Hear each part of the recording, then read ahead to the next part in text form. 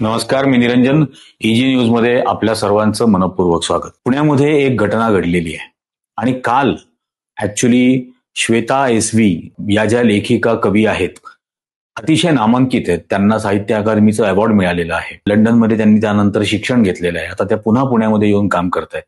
या श्वेता एसवी यांनी एक लाईव्ह काल फेसबुकवरती केलं होतं. त्याच कोथरूडच्या पोलीस स्टेशनच्या आवारातून केलं होतं. पाठीमागे कोथरूड पोलीस स्टेशनचा बोर्ड दिसतो, त्या कंपाऊंडमध्ये त्या आहेत. तिथं पोलीस कर्मचारी दिसतात फिरताना आणि तिथून लाईव्ह केलं होतं.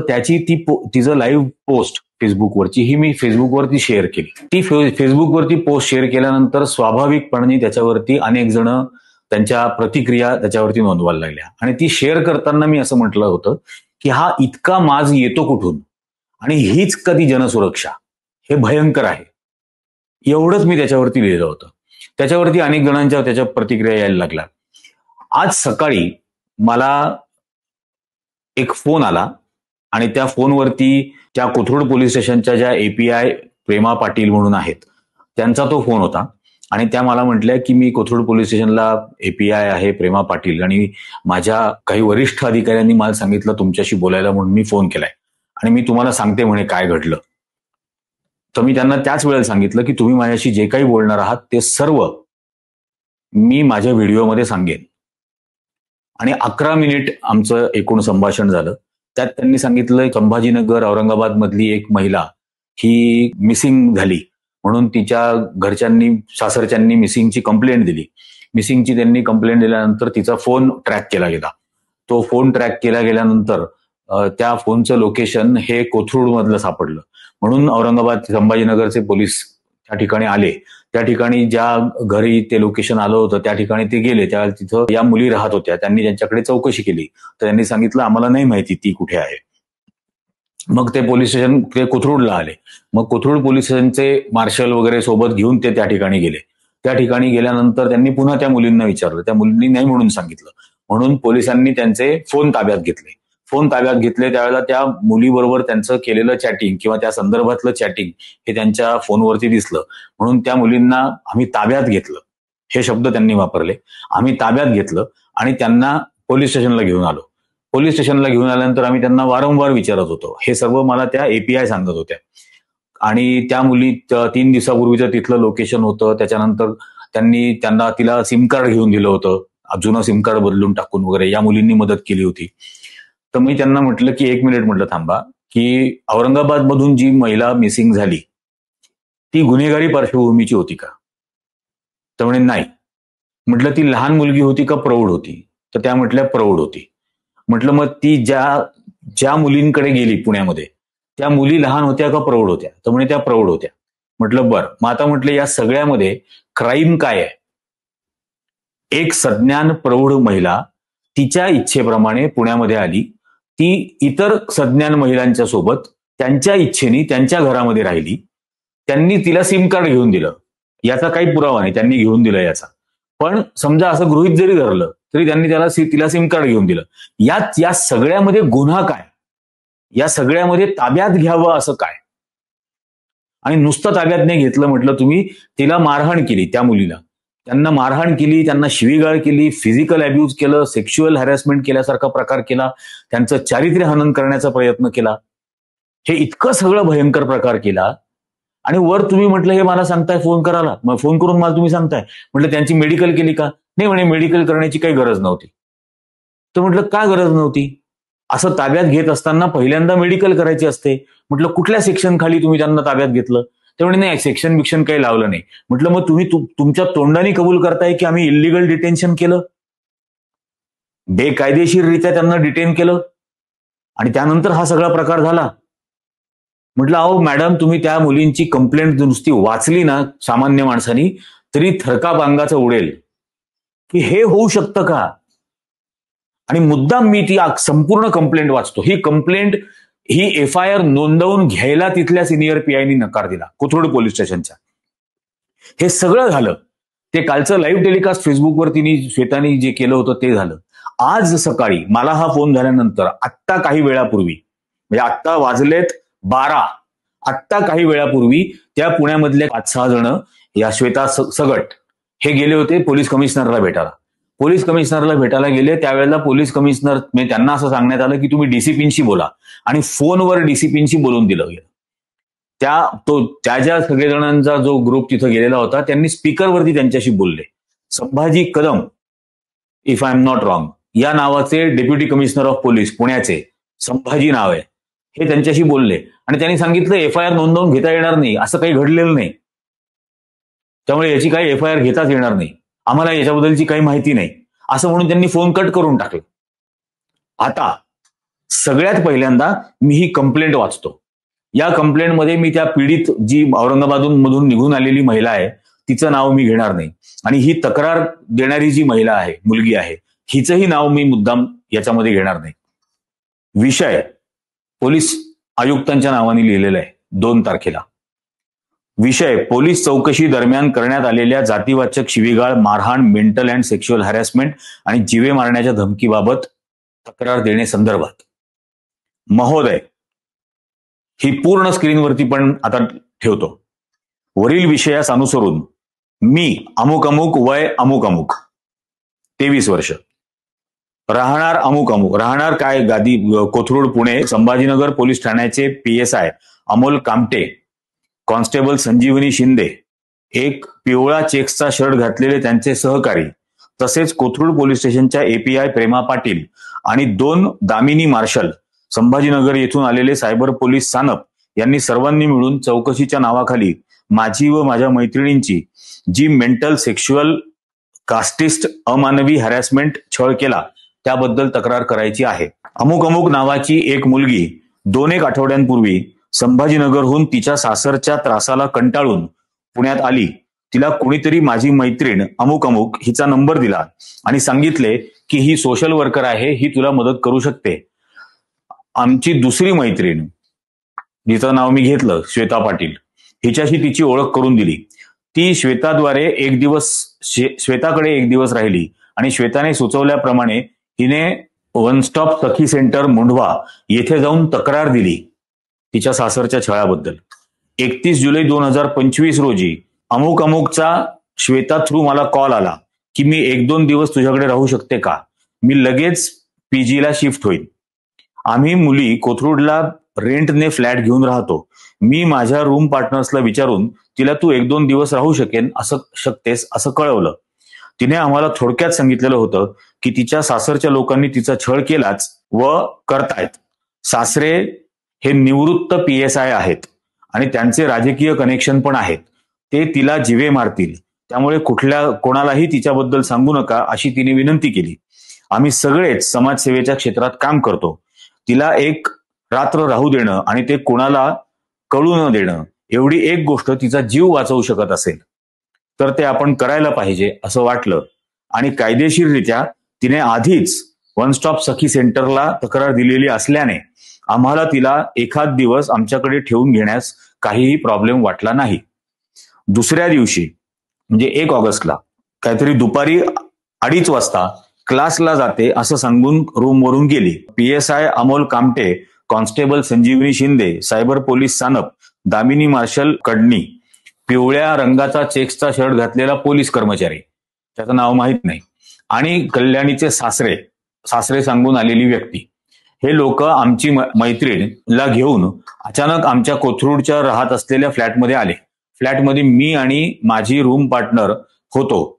ते कोण व कशासाठी आलेत हे नीट न सांगता रूम मध्ये त्यांनी झडती घेतली. त्याबद्दल विचारपूस करून निघून गेले. पुन्हा अर्धा-पाऊण तासाने ते फ्लॅटवर आले. मी बेडरूम मध्ये कपडे बदलत असताना तिथे महिला दामिनी मार्शल आल्यानं मी त्यांच्या अचानक येण्याबद्दल विचारले असता काही नाही, आम्ही पण लेडीज आहोत म्हणत सर्व रूम शोधत होत्या. त्यांच्या पाठोपाठ पुरुष पोलीस व ते सासरे आत येऊन कपडे, बॅग सगळीकडेच शोध घ्यायला सुरुवात केली. अमुक अमुकला शॉर्ट पॅन्ट घालून फिरते, फुल पॅन्ट घाल, अंचल असं म्हणाले. रूम मध्ये आमचे फोटो बघून तुम्ही सर्वच LGBTQ टोळीतल्या दिसताय असं म्हणत जबरदस्तीने मला आणि माझ्या मैत्रिणीला आणि त्यांच्या सोबत आणलेल्या मैत्रिणीला उचलून कोथरूड पोलीस स्टेशनला घेऊन आले. दुपारी 2:30-3:30 वाजल्यापासून ते रात्री 7:50 पर्यंत आम्हा तिघींना कोथरूड पोलीस स्टेशनच्या वरच्या मजल्यावरील रूम मध्ये आरोपींसारखे ठेवण्यात आले. अमुक अमुकच्या सुरक्षिततेच्या दृष्टीने सुरुवातीचा अर्धा तास मी सांगितलं की मला तिच्याबद्दल काही माहित नाही.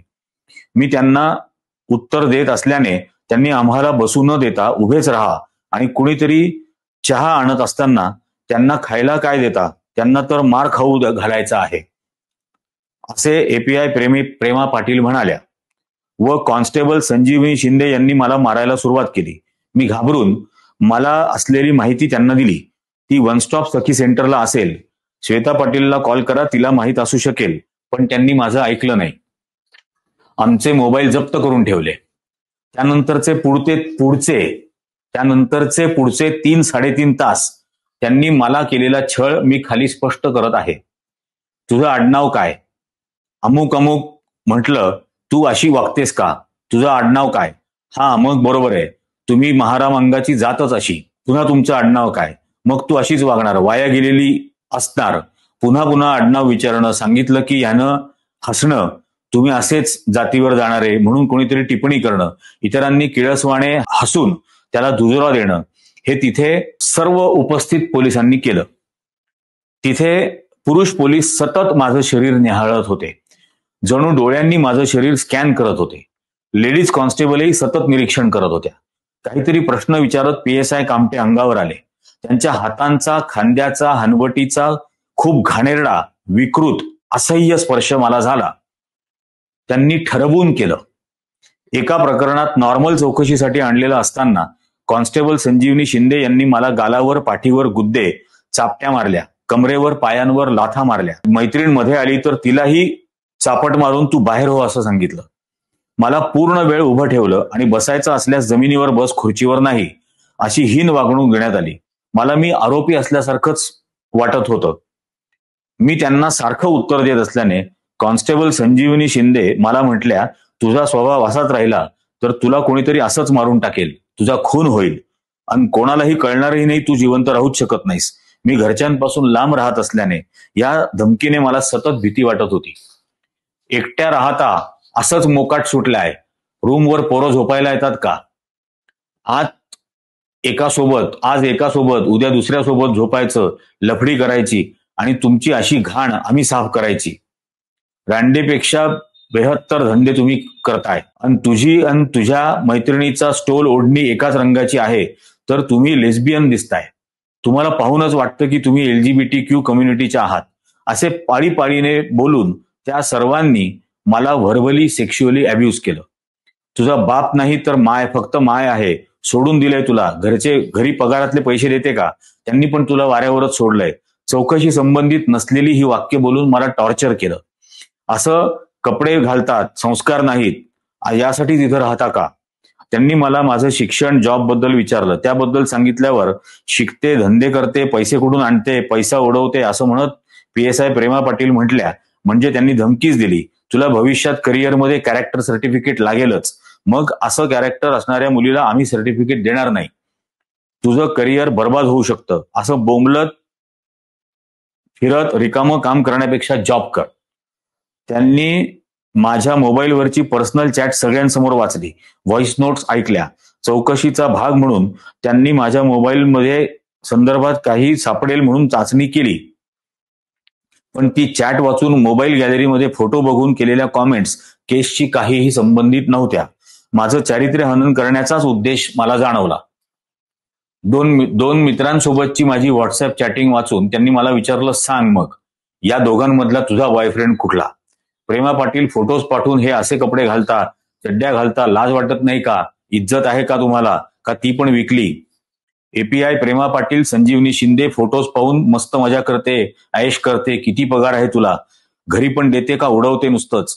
कॉन्स्टेबल शिंदे यांच्या या कॉमेंट्सचा कल्याणीच्या केसशी काय संबंध? कॉन्स्टेबल शिंदे यांच्या कॉमेंट्सचा या पर्टिक्युलर औरंगाबादच्या केसशी काय संबंध? तू तुझ्या मित्रांचे सगळे डिटेल्स आमच्याकडे आहेत, आम्ही तुम्हाला ट्रॅक करत राहू, अशा धमकी वजा सूचना पिवळ्या रंगाचा चेक्स घातलेला व्यक्ती देत होता. अशा प्रकारे चौकशीच्या नावाखाली कोथरूड पोलीस स्टेशनच्या पोलिसांनी आणि छत्रपती संभाजीनगरच्या पोलिसांनी माझा कोथरूड पोलीस स्टेशन येथे जवळजवळ 4 तास मानसिक, शारीरिक छळ केला. मला जातीवरून हिणवलं गेलं, शिवीगाळ केली. माझ्या शरीराकडे घाणेरड्या नजरेनं बघितलं गेलं. मला सतत असुरक्षित वाटेल अशी परिस्थिती निर्माण केली गेली. मला लाथाबुक्क्यांनी मारलं. माझं राहणं, माझे कपडे, काम, घर, कुटुंब यावरून घाणेरड्या टिप्पण्या केल्या. माझी लायकी काढली. मला रान म्हटलं गेलं. एवढं सगळं करूनही मला आणि माझ्या मैत्रिणीला रात्री सोडल्यानंतर आणखीन जी बरोबर आलेली होती त्या मैत्रिणीला सोडतो असं म्हणून गेले व रात्री 11 वाजता कामावरून ताब्यात घेतलेल्या त्या मैत्रिणीला रात्री 11:30 वाजता सोडण्यात आलं. सकाळी 11 वाजता ताब्यात घेण्यात आलेल्या मैत्रिणीला रात्री 11:30 वाजता सोडण्यात आलं. आमच्या पैकी कोणालाही पाणी सुद्धा दिलं गेलं नाही. हा सर्व छळ चालू असताना एक पोलीस नसलेली बाई API प्रेमा पाटील यांना भेटायला आली होती. तिने काहीही संबंध नसताना मला व्यक्तिगत प्रश्न विचारून अनकम्फर्टेबल केलं. तिनेच पोलिसांना सांगितलं की यांच्या रूम मालक आणि ब्रोकरचं नाव सांगा, मी यांची कुंडली काढते. मग त्यांनी आमचे घरमालक, ब्रोकर यांना फोन करून माझ्याबद्दल काहीतरी तक्रार वजा सांगितलं. या सर्व गोष्टींची दखल घेत वर नमूद केलेल्या सर्व पोलीस आणि सहकारी यांच्या विरोधात योग्य त्या कलमाद्वारे कारवाई करण्यात यावी. मला व माझ्या मित्रमैत्रिणींना हे पोलीस आणि त्या औरंगाबादच्या महिलेचे नातेवाईक यांच्याकडून जीवितास धोका असू शकतो याचीही नोंद घ्यावी. रात्री 12:30 वाजता तक्रार दाखल करण्यासाठी कोथरूड पोलीस स्टेशनला गेलो असता तेथील वरिष्ठ पोलीस निरीक्षक उपस्थित नसल्याने सकाळी तक्रारीसाठी या असे सांगण्यात आले. आम्ही केलेल्या विनंतीवरून वर नमूद केलेल्या माहितीचा अर्ज त्यांनी स्वीकारला. आज मात्र पोलिसांच्या सांगण्यावरून दुपारी FIR दाखल करण्यासाठी आणि MLC करण्यासाठी कोथरूड पोलीस स्टेशनला गेलो असता, MLC म्हणजे मेडिको लिगल केस, गेलो असता वरिष्ठ पोलीस निरीक्षक संदीप देशमाने यांनी घडलेला प्रकार समजून घेऊन मी योग्य ती चौकशी करतो असं सांगितलं. मात्र त्यांच्या म्हणण्यानुसार केवळ तक्रार अर्जाच्या आधारे MLC करता येत नाही, त्यासाठी FIR करावी लागते. परंतु त्याची लगेच गरज नाही. मी चौकशी करतो आणि 3-4 दिवसात योग्य ती कारवाई करतो. आणि लाथाबुक्क्यांनी मारणे केले असल्याने मेडिकल MLC न करता ही कार्यवाही होते. देशमाने सरांनी दिलेल्या विश्वासाने ते योग्य ती कारवाई करतील. मात्र पोलीस खाते ज्यास आपण जनतेचे सेवक व रक्षक समजतो त्या संबंधात तक्रार असल्या कारणाने आपण आमची FIR दाखल करण्याची मागणी मान्य करून या घडलेल्या प्रकरणात विशेष लक्ष घालून मला लवकरात लवकर योग्य तो न्याय मिळवून द्यावा असा तिने अर्ज केलेला आहे पोलीस आयुक्तांच्या नावाने. या व्यतिरिक्त माहितीस्तव मुख्यमंत्री देवेंद्र फडणवीस, एकनाथ शिंदे, अजितदादा पवार, पोलीस आयुक्त पुणे, जिल्हाधिकारी पुणे, महानगरपालिका आयुक्त पुणे या सर्वांना त्यांनी पाठवलंय. आता या सर्व मुलींना आणि श्वेता वगैरे या सगळ्यांना माझं काही सांगणं आहे. सगळ्यात पहिल्यांदा पोलीस स्टेशनचं संपूर्ण CCTV फुटेज हे कंपल्सरी आहे पोलीस स्टेशनमध्ये लावणं. ते CCTV फुटेज मिळवा. ती मेडिको लिगल केसच्या द्वारे मेडिकल एक्झामिनेशन सरकारी रुग्णालयामध्ये होण्याच्या आधी कुठल्या तरी प्रायव्हेट डॉक्टरतर्फे व्यक्तिगत मेडिकल तपासणी संपूर्णपणे करून घ्या.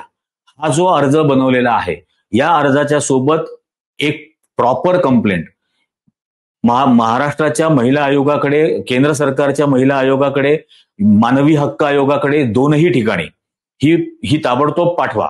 या सर्व ठिकाणी याच्या व्यतिरिक्त ही संपूर्ण कंप्लेंट प्रॉपर एखाद्या आपल्या वकील मित्राकडून ड्राफ्ट करून घ्या आणि ती कंप्लेंट बाय रजिस्टर पोस्ट न्यायाधीशांना सुद्धा पाठवा आणि पोलीस कमिशनरला सुद्धा पाठवा.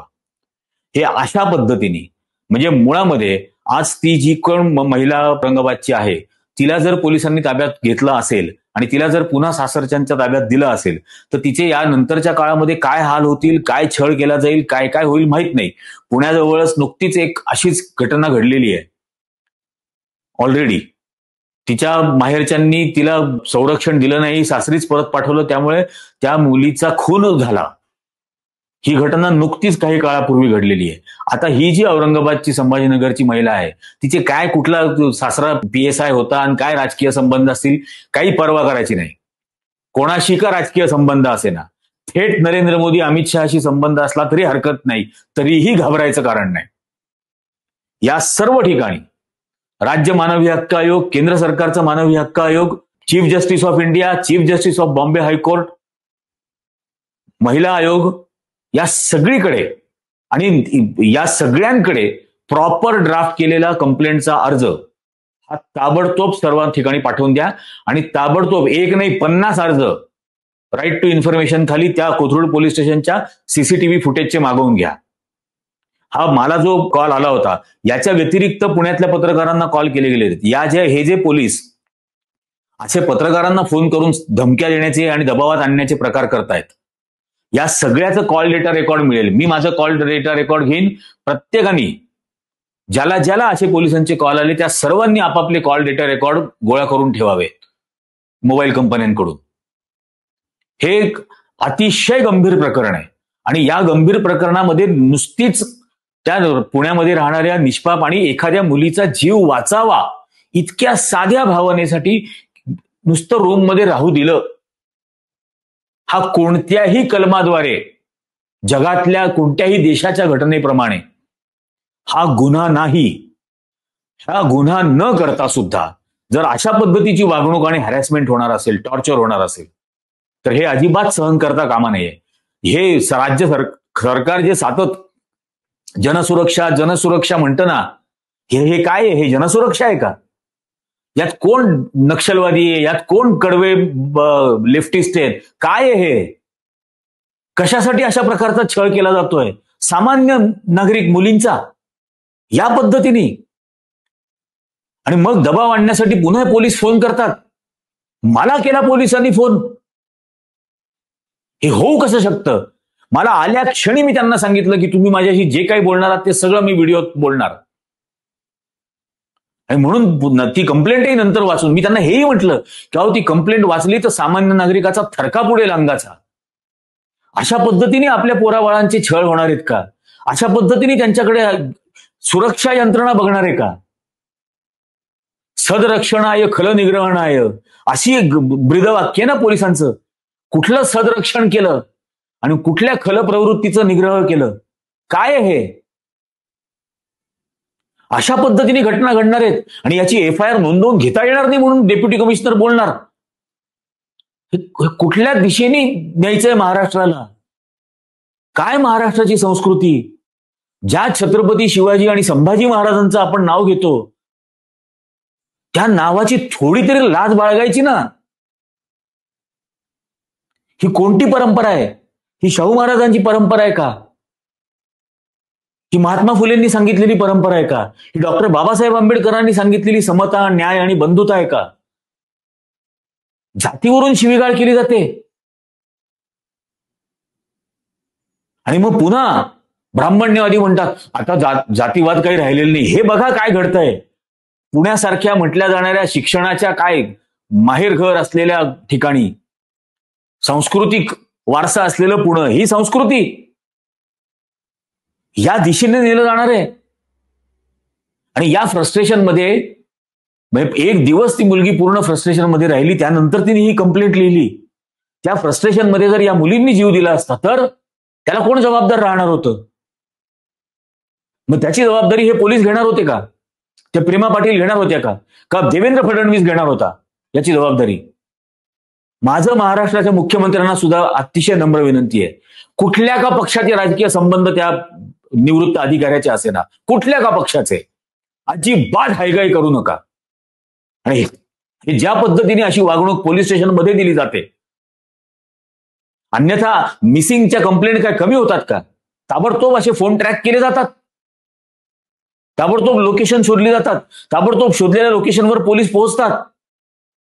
मग तर सगळेच मिसिंग सापडले पाहिजेत. पण हे इतकं त्वरेने केलं जातं, याचा अर्थ खरोखर प्रभाव असलेलं ते कुटुंब आहे सासरचं.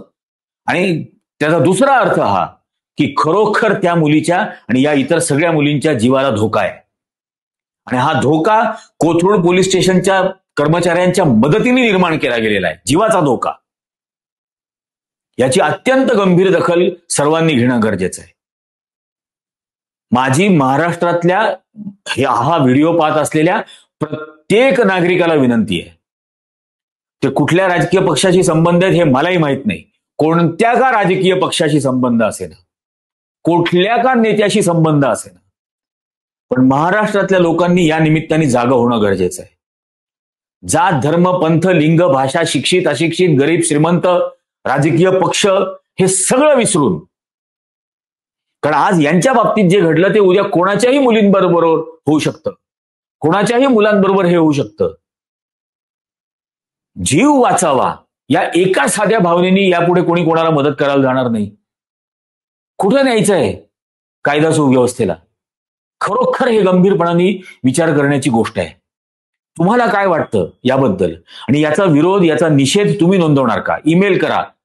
या सगळ्या पोलीस अधिकाऱ्यांचे, मुख्यमंत्र्यांचे सगळ्यांचे ईमेल ऍड्रेस हे इंटरनेटवरती आहेत. यांना ईमेल करा, तुमचा निषेध नोंदवा.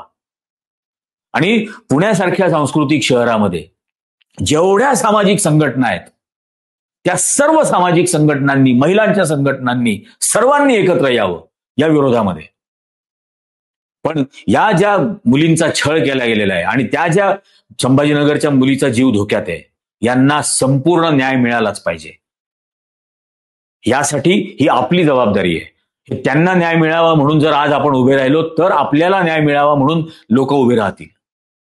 कारण हे संकट कोणाच्याही पर्यंत पोहोचू शकतं, हे लक्षात घेणं खूप गरजेचं आहे. म्हणजे तुम्हाला काय वाटतं हे खाली कॉमेंट करून सांगा. हा निषेध अशा पद्धतीने ईमेल करून तुम्ही नोंदवणार का? मी तर नोंदवणार. मी शोधेन तो ईमेल ऍड्रेस आणि मी नोंदवेन. आणि त्यासाठीच हा व्हिडिओ पण करतोय. धिक्कार आहे अशा पोलीस कर्मचाऱ्यांचा आणि पोलीस अधिकाऱ्यांचा. धिक्कार. तुम्हाला काय वाटतं हे इथं सांगा. हा व्हिडिओ जास्तीत जास्त, मी तर म्हणेन अख्ख्या महाराष्ट्रात कोट्यावधी लोकांना पोहोचवा. कोट्यावधी लोकांपर्यंत हा व्हिडिओ पोहोचवा. हे चॅनल लाईक करायला सांगा, हा व्हिडिओ लाईक करायला सांगा, चॅनलला सबस्क्राईब करायला सांगा. तुम्ही जोपर्यंत हे सहकार्य कराल तोपर्यंत आम्ही सत्य सांगत राहू, सैतानांना शर्मिंदा करत राहू. आजच्या भागात इतकंच. धन्यवाद.